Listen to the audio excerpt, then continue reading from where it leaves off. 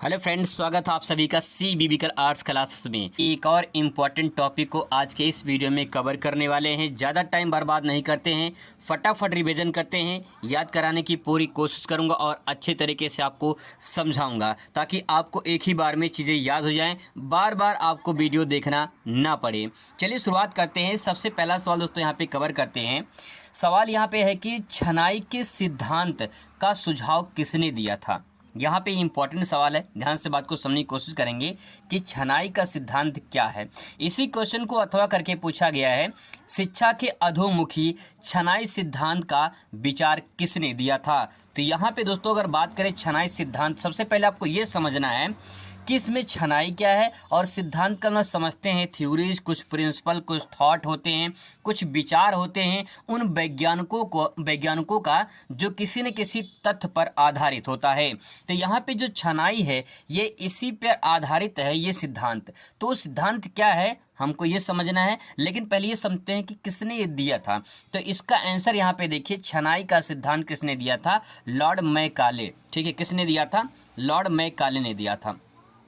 तो दोस्तों यहाँ पे अगर मैं बात लिखूं कि मैं काले नहीं हूँ भाई, तुम काले हो। ठीक है, मैं काले नहीं हूँ, तुम काले हो। तो ये जो छनाई वाला सिद्धांत है, ठीक है, छानते छानते जो है वो क्या हो गया? मैं काले हो गया। ठीक है, मैं काले हो गया। तो मैं काले, आप ध्यान से अगर ध्यान से बात को समझने की कोशिश करेंगे, इसको 2-3 बार पढ़ेंगे तो मैं काले यानी आप काले। ठीक है, तो आप इतना समझ जाइए कि याद करने की थोड़ी सी ट्रिक है ये कि आप इतना समझ लीजिए कि छनाई करते करते मैं काले हो गया। ठीक है, मैं काले हो गया छनाई करते करते।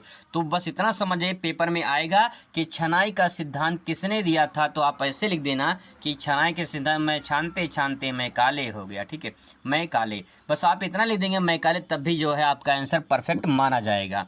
अब इसके बाद दोस्तों बात करते हैं कि छनाई का सिद्धांत जो है ये है क्या, इसके बारे में थोड़ा डिटेल में समझ लेते हैं।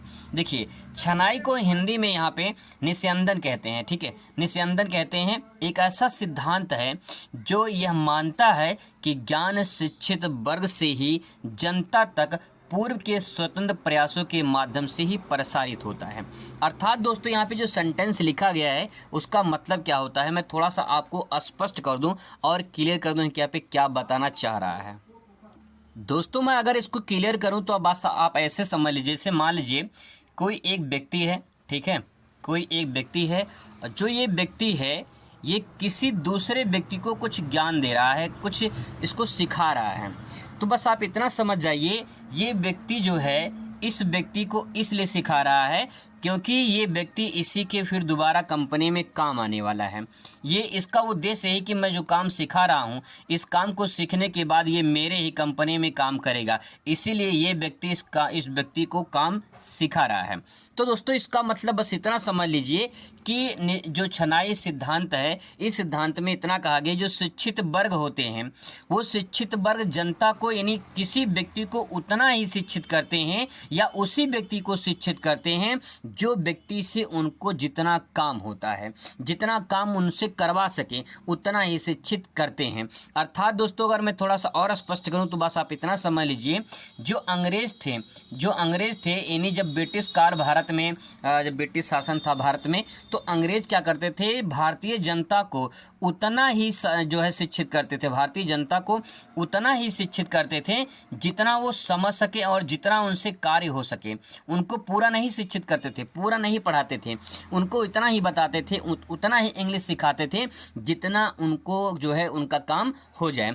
तो अर्थात ये कह सकते हैं हम कि जो छनाई सिद्धांत है वो छनाई सिद्धांत ये कहना चाह रहा है कि किसी व्यक्ति को ज्ञान उतना ही कर देते हैं जितना उनको उनकी ज़रूरत पड़ती है, जितना उनको आवश्यकता है उनसे उतना ही शिक्षित करेंगे, उतना ही उनके बारे में बताएंगे। ठीक है, आई होप आपको क्लियर हो चुका होगा। तो ये किसने दिया था? मैं काले। कौन काले? मैं काले। मैं काले नहीं भाई, तुम काले। ठीक है, आगे देखिए, 1854 की शिक्षा नीति की घोषणा किसने की थी? एक एक नंबर के सवाल हैं, बस फटाफट रिवीजन करना है। 1854 में शिक्षा नीति की घोषणा किसने की थी? तो आप यहाँ पे ध्यान से देखेंगे, इसको यहाँ पे लिखा है चार्ल्स वुड। यहाँ पे लाल्स वुड लिखा गया है, ये चार्ल्स वुड है। ठीक है, ये चार्ल्स वुड है, थोड़ा सेंटेंस मिस्टेक हो गया है, मैं बता दे रहा हूँ आपको। चार्ल्स वुड है, ठीक है। तो यहाँ पे ध्यान रखेंगे ये चार्ल्स वुड ने की थी। जो 1854 की शिक्षा नीति है वो किसने किया था? तो आंसर हो जाएगा चार्ल्स वुड ने किया था। अगला सवाल दोस्तों काफ़ी इंपॉर्टेंट है, इसको समझने की कोशिश करना आप लोग, क्योंकि ये एग्जाम में पूछे जाने की 90% संभावना है, ठीक है। तो आप इसे एक बार ज़रूर देखें। चलिए समझने की कोशिश करते हैं। सवाल यहाँ पे दोस्तों पूछा गया है, भारत में शिक्षा के क्षेत्र में हंटर आयोग का महत्व माना जाता है। तो हंटर आयोग का महत्व क्या माना जाता है, इसके बारे में चर्चा करनी है। तो सबसे पहले दोस्तों आपको ये बता देते हैं कि जो हंटर आयोग है ये है क्या, थोड़ा डिटेल में समझ लेते हैं, तब इसके बाद महत्व को समझते हैं। क्योंकि पहले हम अगर ये नहीं समझेंगे कि हंटर आयोग क्या है, तब तक हम महत्व को नहीं समझ पाएंगे, जब तक उसके बारे में नहीं जानेंगे कि हंटर आयोग है क्या आखिर, ठीक है। आगे देखते हैं। सबसे पहले हंटर आयोग के बारे में समझना है। ये सिर्फ मैंने जो यहाँ पॉइंट लिखा है ये सिर्फ हंटर आयोग के बारे में समझने के लिए लिखा है। महत्व से शुरू होगा, आपको महत्व से लिखना होगा। तो चलिए देखते हैं हंटर आयोग के बारे में। हंटर आयोग जो है ये 1880 में लॉर्ड रिपन को भारत को गवर्नर जनरल जो है मनोनीत किया गया था। यानी 1880 की बात है। कब की बात है? 1880 की बात है। भारत में गवर्नर जनरल कौन बना? लॉर्ड रिपन को गवर्नर जनरल बनाया गया। उसी शासन काल में क्या हुआ था, आगे देखिए। उस समय उन्होंने भारतीय शिक्षा के विषय में एक कमीशन गठित किया, ठीक है। उन्होंने क्या किया? एक कमीशन की गठित किया, और जिसे भारतीय शिक्षा आयोग के नाम से जो है कहा जाता है। तो बस आप इतना समझ जाइए कि हंटर आयोग में देखा जाए तो लॉर्ड रिपन क्या थे? लॉर्ड रिपन के शासनकाल में, कब? 1880 में। 1880 में जो है एक कमीशन की गठन किया गया, मतलब एक बैठक की गई। उस बैठक में भारतीय शिक्षा आयोग की स्थापना की गई, ठीक है। अब देखिए उस टाइम पे अध्यक्ष कौन था? विलियम हंटर था। विलियम हंटर कौन था? अध्यक्ष था उस आयोग का, जो आयोग गठित की गई थी। लेकिन शासन किसका था? लॉर्ड रिपन का था। इस शासनकाल में इस भारतीय शिक्षा के जो भारतीय शिक्षा थी, इसके लिए जो है एक आयोग का गठन किया गया था।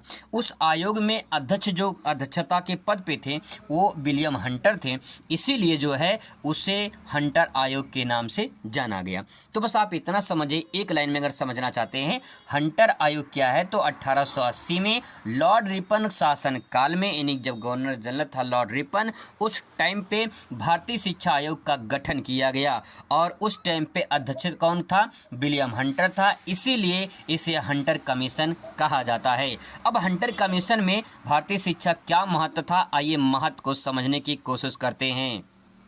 अब बात करते हैं इसके महत्व को। तो महत्व में क्या है, देखिए हंटर कमीशन जब आया था तो हंटर कमीशन में जो है इसके द्वारा प्राथमिक शिक्षा, माध्यमिक शिक्षा, उच्च शिक्षा, स्त्री शिक्षा, मुस्लिम शिक्षा, विद्यालय में धन निर्धनों को, जो धन निर्धन है यानी जो निर्धन व्यक्ति बच्चे हैं उनको छात्रवृत्ति की सुविधा प्रदान की जाए।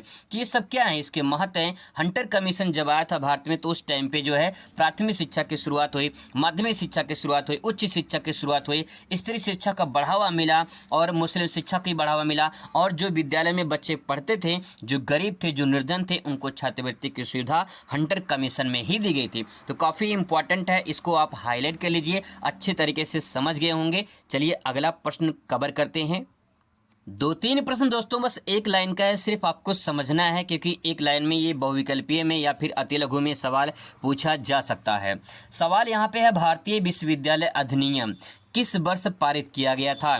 तो भारतीय विश्वविद्यालय अधिनियम जो है किस वर्ष आया था? तो ध्यान में रखेंगे आप लोग 1804 में आया था, ठीक है। 1804 में भारतीय विश्वविद्यालय अधिनियम आया था। इसके बाद जो है विश्वविद्यालय की स्थापना जो है, मतलब विश्वविद्यालय अधिनियम, जो विश्वविद्यालय के जो नियम बनाए जाएंगे वो 1804 में आया था। उससे पहले भी विश्वविद्यालय स्थापित हुए थे, लेकिन जो है अधिनियम जो बनाया गया वो 1904 में बनाया गया, ठीक है। आगे देखते हैं। अगला प्रश्न यहाँ पे है, किसने प्रथम महिला महाविद्यालय की स्थापना पूना में सन 1916 में की थी?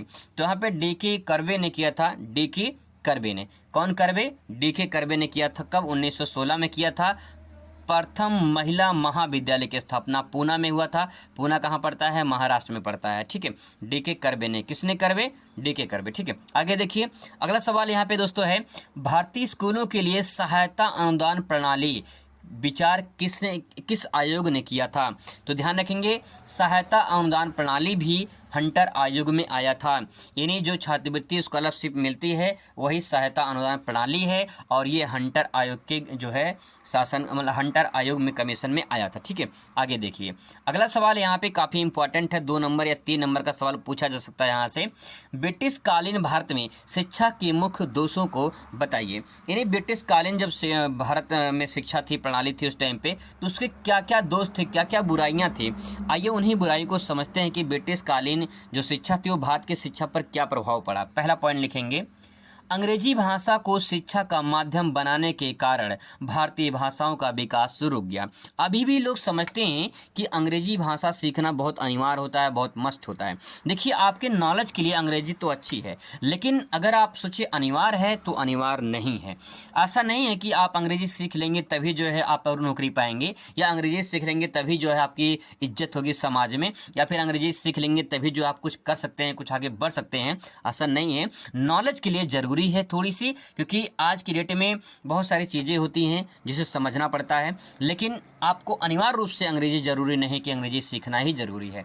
तो आप अंग्रेजी अगर नहीं लिए हैं तो कोई दिक्कत की बात नहीं है, बिना अंग्रेजी के भी आप नौकरी पा सकते हैं। हाँ, अगर आप सीखना चाहते हैं, आपकी चेष्टा है तो आप सीख सकते हैं, लेकिन अनिवार्य नहीं है। तो यहाँ पहला पॉइंट ये हो जाएगा कि अंग्रेजी भाषा को शिक्षा का माध्यम में बनाने के कारण भारतीय भाषाओं का विकास रुक गया। आप सभी जानते हैं भारतीय भाषाएं जो हैं वो उसकी जो भाषा स्थानीय जो भाषा होती है उसका विकास में कहीं रुकावट पैदा हुई है। अब तो बहुत ज़्यादा बढ़ावा मिला है हिंदी का, लेकिन जो है जब ब्रिटिश काल थी तो उस टाइम पे सिर्फ अंग्रेजी ही बोली जाती थी, अंग्रेजी भाषा में ही जो है शिक्षा ग्रहण लोग करते थे।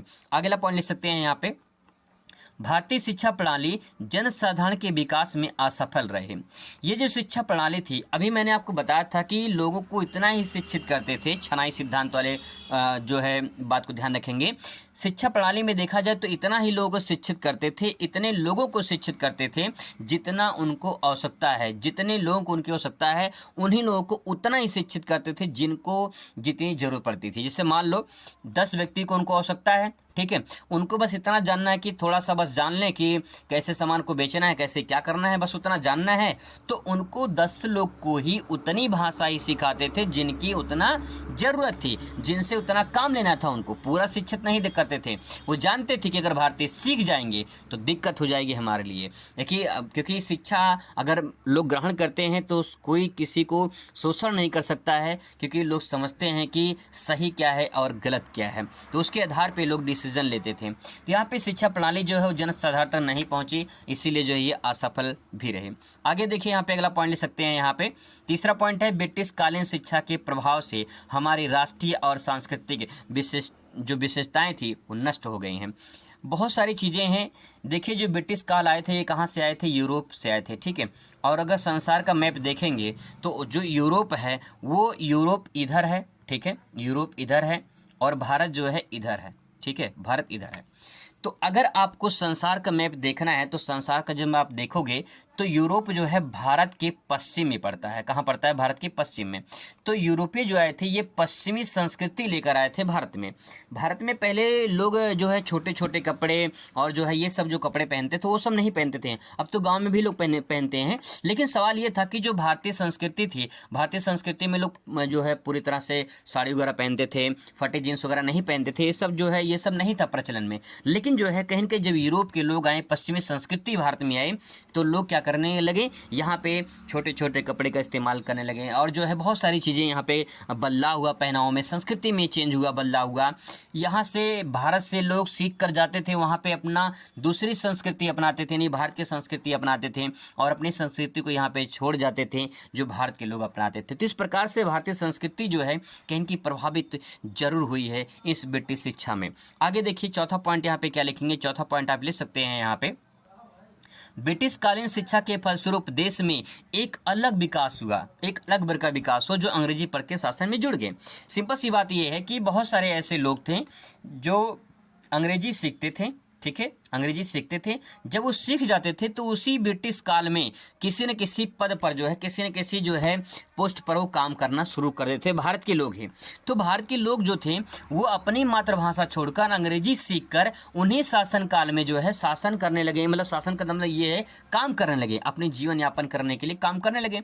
तो ये भी तो परंपरा कहीं न कहीं ब्रिटिश काल के दौरान ही प्रभाव पड़ा, जिसका असर हमें दिखाई देता है। ठीक है, आगे देखते हैं।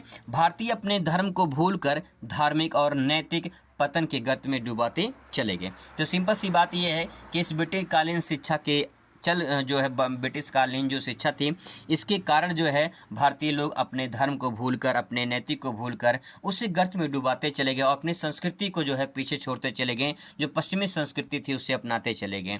तो कहीं न कहीं दोस्तों ये बहुत ही इंपॉर्टेंट कुछ पॉइंट है जो मैंने नोट डाउन किया है यहाँ पे, आप इसे आसानी से समझ सकते हैं। अगर इसका PDF चाहिए तो मैं टेलीग्राम पर भेज दूंगा या व्हाट्सअप नंबर भेज दूंगा, जो मैंने व्हाट्सअप नंबर पिछले वीडियो में दिया था।